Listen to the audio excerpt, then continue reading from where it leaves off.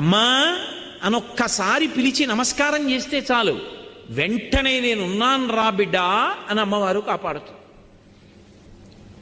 మీకు నేను ఒక మాట చెప్తే మీరు ఆశ్చర్యపోతారు. ఈ శ్లోకం ఎంత శక్తివంతమో తెలుసా? మీరు తప్పించుకోలేనంత పెద్ద ఉపద్రవం వెంట తరిమేస్తుంటే వెనకాతల ఏం చెయ్యాలో తెలియనప్పుడు ఈ శ్లోకం జరిగితే చాలా రక్షిస్తుంది అమ్మవారు. అంత శక్తివంతం. చండీపరదేవత అనుగ్రహం అంటే అలా ఉంటుంది. అందుకే చండీ చరణవు అని చండీపరదేవతని స్తోత్రం చేశారు శంకరాచార్యులు వారి ఈ శ్లోకంలో. అటువంటి అమ్మవారి పాదాలు పట్టుకుంటే సంస్కారవంతం చేస్తుంది మనస్సు. ఇక్కడ మీరు నన్ను ఒక ప్రశ్న అడగచ్చు, ఏమండి ఒకవేళ అసలు కోర్కెల మీద వ్యామోహం పోక, అసలు వ్యామోహం అనేటటువంటిది పోతే కదండి ధర్మబద్ధం చేసుకుందామన్న కోరిక. ఆయన అలా చెప్తాడు కానండి, ఏడాదికి ఒకసారి వచ్చి ఇవన్నీ అనుభవించడంలో ఎంత సంతోషంగా ఉంటుంది. ఏమిటి ధర్మచట్రం అని పట్టు కూర్చుంటే ఎక్కడ తీరుతాయండి? చేసే పుణ్యం చేస్తున్నాం కదా, ఇవి నడుస్తాయి అని అంటావేమో. అందుకే అలా నన్ను నేను నిగ్రహించుకోలేకపోతే, ఒకవేళ ధార్మికమైన జీవనం నేను చెయ్యలేకపోతే ఎవరితో చెప్పుకోవాలో తెలుసా విషయం? అమ్మవారితోటే చెప్పుకోవాలి. అమ్మవారితో నేను అన్నప్పుడు దాని అర్థం ఏమిటంటే అమ్మవారు అయ్యవారు అని కాదు, పరమేశ్వరుడితో చెప్పుకోవాలి అని. దానికి శరణాగతి అని పేరు. శరణాగతి అన్న మాటకు అర్థం ఏమిటో తెలుసా? మీ బలహీనతని భగవంతుడి దగ్గర చెప్పడం. అందుకే మీరు ఎప్పుడైనా శరణాగతి చదవండి. రుక్మిణీదేవి శరణాగతి, తన బలహీనత చెప్తుంది. గజేంద్ర మోక్షణం శరణాగతి, తన బలహీనత చెప్తాడు. ఈశ్వర, మీరు నాకు మనస్సు ఇచ్చారు, ఇంద్రియాలు ఇచ్చారు, బలం ఇచ్చారు, బుద్ధినిచ్చారు, శాస్త్రం ఇచ్చారు, గురువునిచ్చారు, ధర్మచక్రం దాటి పనులు చెయ్యొద్దన్నారు. కానీ నా మనసు వెంపర్లాడిపోతోంది అక్కర్లేని కోరికలు తీర్చుకోమని.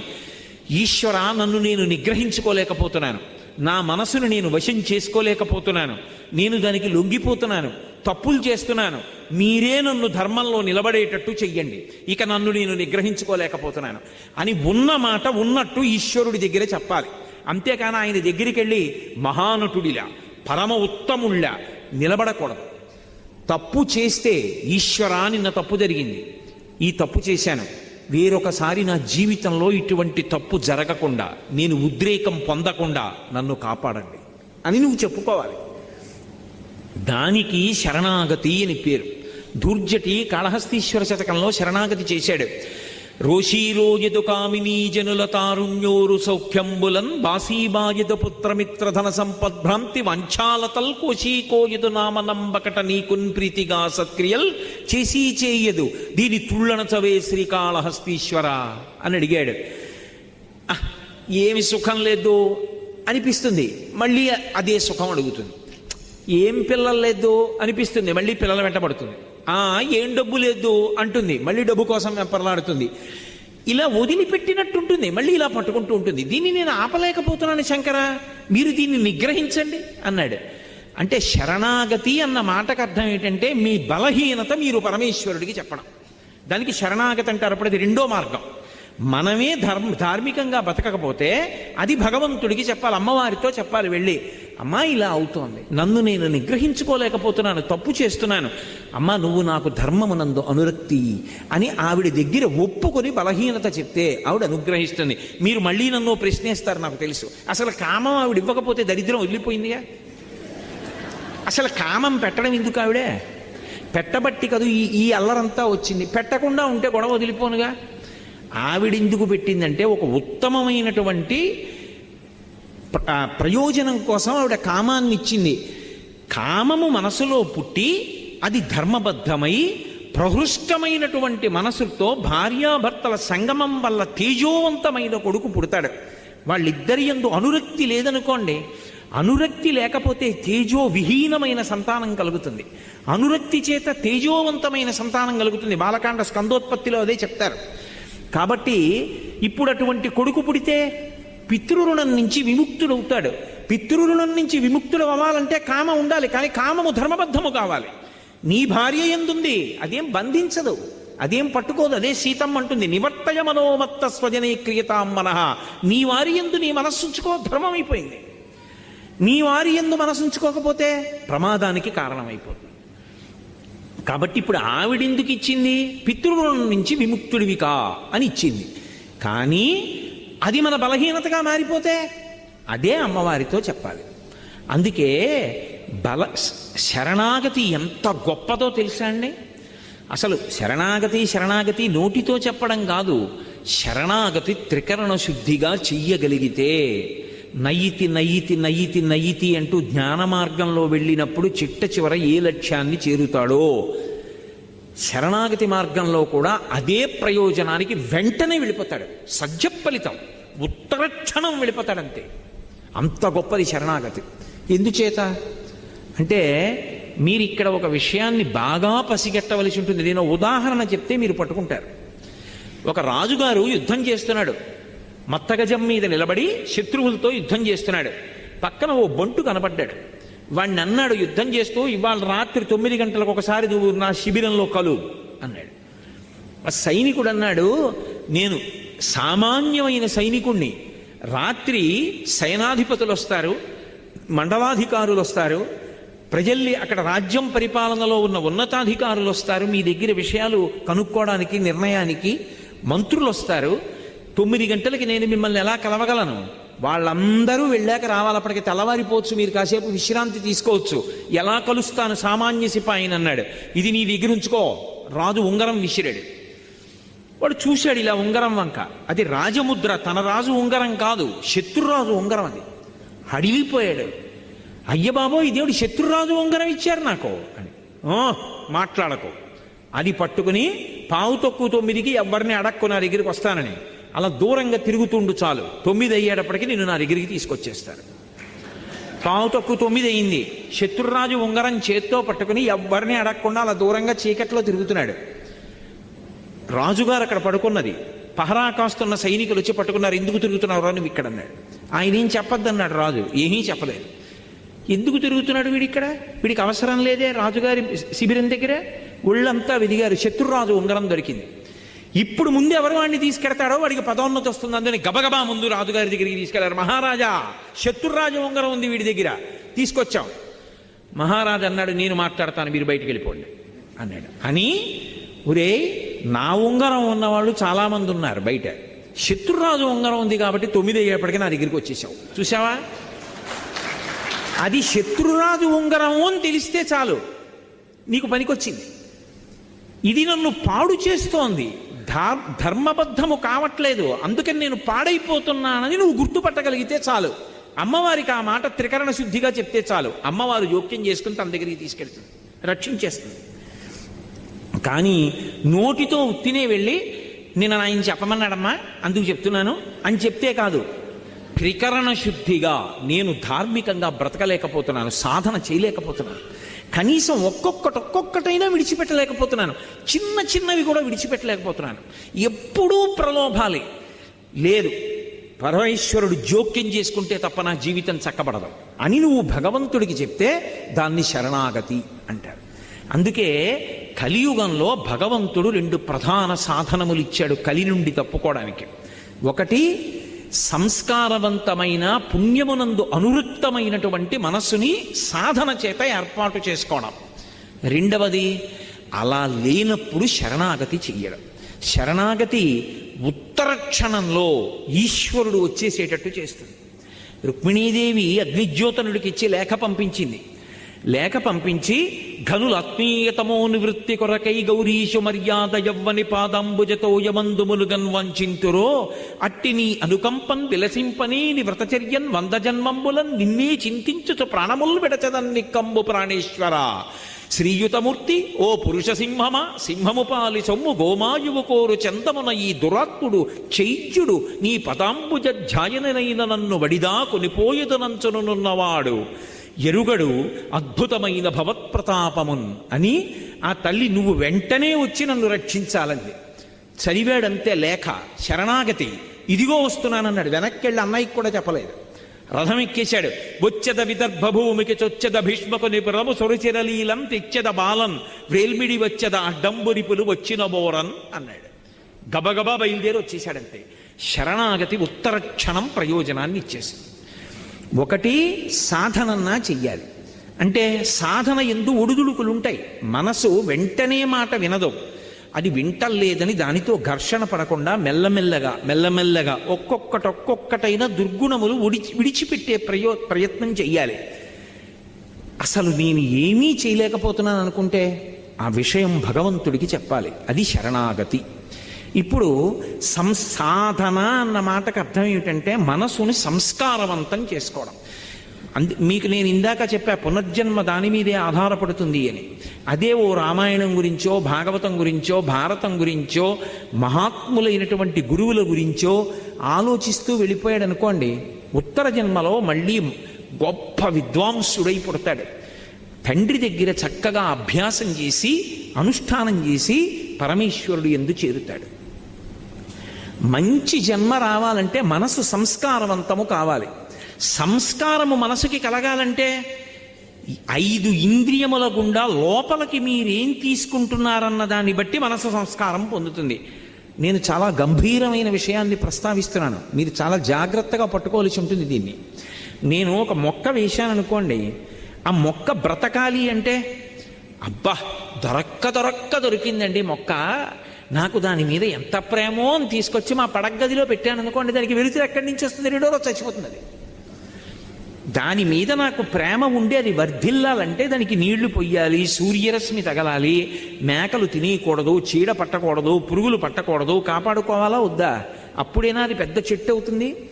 అలాగే అసలు మనస్సు సంస్కారవంతము కావాలనుకోండి, మనస్సులోకి మనసుని ప్రభావితం చేసేవి ఏవి వెడుతున్నాయి అన్నది ప్రధానం. ఇది సాధన. నీకిచ్చిన జ్ఞానేంద్రియములు 5 గుండా లోపలికి వెడుతూ ఉంటాయి విషయములు, అవి ప్రభావితం చేస్తాయి మనసుని. నేను కంటితో ఏది చూస్తున్నానో మనసు దాన్ని పట్టుకుంటుంది. అందుకే ధ్యానంలో దీపం వంక చూడండి అంటారు. దేన్ని పట్టుకోవడమైనా కష్టమేమో కానీ దీపం వంక అలా చూశాననుకోండి, ఒక్క క్షణం దీపశిఖ ఇలా వెలుగుతూ ఉంటుంది. కళ్ళు మూసుకున్నాను అనుకోండి, కళ్ళ ముందు కదులుతూ దీపశిఖ కనపడుతుంది. నేను ఏది చూస్తున్నానో అది నా మనసుని ప్రభావితం చేస్తుంది. నేను మీకు ఒక ఉదాహరణ చెప్తాను. నేను అలా నడిచి వెళ్ళిపోతున్నాను, ఒక వ్యక్తి తీవ్రమైన వేగంతో కారులో వెళ్ళిపోతున్నాడు. ఓ కుక్క పిల్ల పరిగెట్టింది.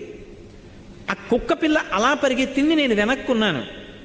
కుక్క పిల్ల కారు కింద పడిపోయిందేమో, ఒక్క క్షణంలో నేను నిత్తుటి ముద్ద చూస్తానేమో. ఇప్పుడు నా మనసు స్వస్థతగా ప్రశాంతంగా ఉంటుందా? ఏదో ఒకటి కనపడే వరకు ఉద్విగ్నతకి లోనైపోతుంది. అబ్బా ఏమవుతుందో, అంత వేగంగా వెళ్ళిపోయాడు అని. అలా వెళ్ళిపోయిన తర్వాత కుక్క పిల్ల అలా భయంతో ఉండిపోయి కారు చక్రాలు అలా వెళ్ళిపోయి అది బతికిపోయి కుయ్యి కుయ్యి కుయ్యి కుయ్యి అందనుకోండి, అమ్మా బతికిందిరా బాబు, ఇది చచ్చిపోవడం చూస్తే నిజంగా ఇవాళ నా మనసు వికలమైపోయి ఉండేది అనుకుని ఈ దిక్కుమాలిన కుక్కపిల్ల ఇలాగే తిరుగుతుందో ఏమిటో అని గబుక్కుని పట్టుకుని తీసుకెళ్ళి మళ్ళీ ఎక్కడో పెట్టేసి మీరు వెళ్ళిపోరా? అయినా మీ మనసు మీద అది ఒక 10 నిమిషాలు ప్రభావం చూపిస్తుంది. అది ఏమైనా అయిపోయి ఉండుంటే అని. ఒక విషయాన్ని మీరు చూస్తే మీ మనసు తీవ్రంగా కదిలింది, నిరంతరం మనసుని పాడు చేసేవే చూస్తుంటే మనసు సాత్వికంగా ఎందుకుంటుంది? ఉంటుందా? ఉండమంటే సంస్కారం ఏర్పడమంటే ఏర్పడుతుందా? ఒక్కనాటికి రాదు.